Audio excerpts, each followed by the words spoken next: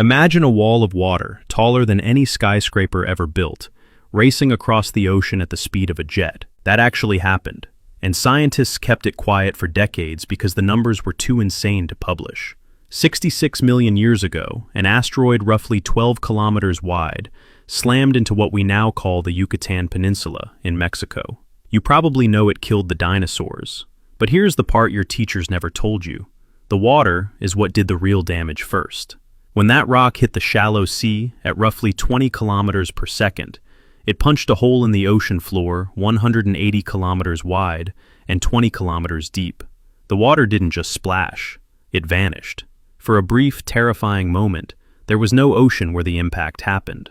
Then it came back, and it came back angry. Now pause for a second. You have seen tsunami footage. You know how devastating a 10-meter wave can be. The initial wave from this impact was estimated at 1.5 kilometers tall. That is not a typo. 1,500 meters of vertical ocean, moving outward in every direction. A wall of salt water taller than 4 Empire State Buildings stacked on top of each other.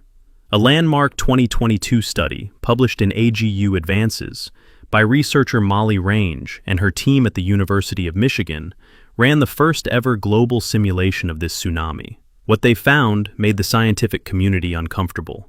This single event produced a tsunami that was 30,000 times more energetic than the 2004 Indian Ocean tsunami, the one that killed over 200,000 people. 30,000 times that. Here is where it gets controversial. Some researchers had dismissed earlier tsunami models as exaggerated.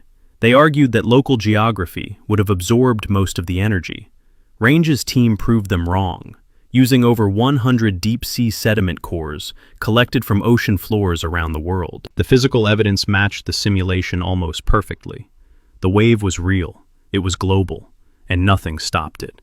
Within the first hour, waves moving at over 143 kilometers per hour tore through the Gulf of Mexico and into the Atlantic.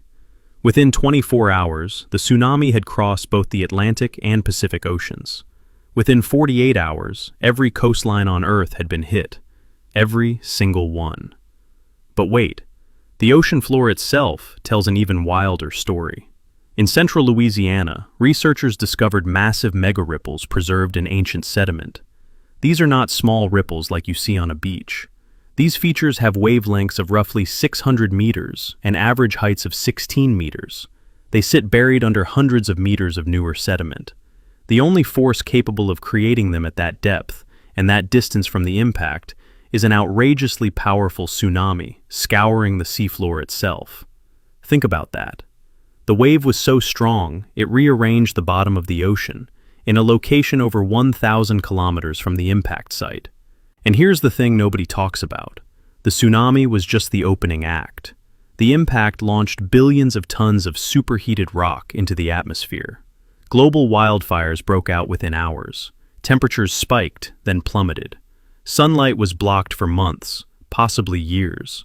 But before any of that happened, the wave had already reshaped coastlines, destroyed ecosystems, and rewritten the geological record of the ocean floor, permanently. We spend so much time talking about the fire and the darkness. The water deserves its own chapter. Now, some people say an event like this could never happen again. But NASA's Center for Near-Earth Object Studies currently tracks over 34,000 near-Earth asteroids. Over 2,300 of those are classified as potentially hazardous. The planetary defense system is improving, but DART was only tested for the first time in 2022. One rock changed everything 66 million years ago. The wave did not care about size or strength or species. It just moved. If you found this fascinating, follow this page for more stories that make you rethink everything you thought you knew. Now here is my question for you.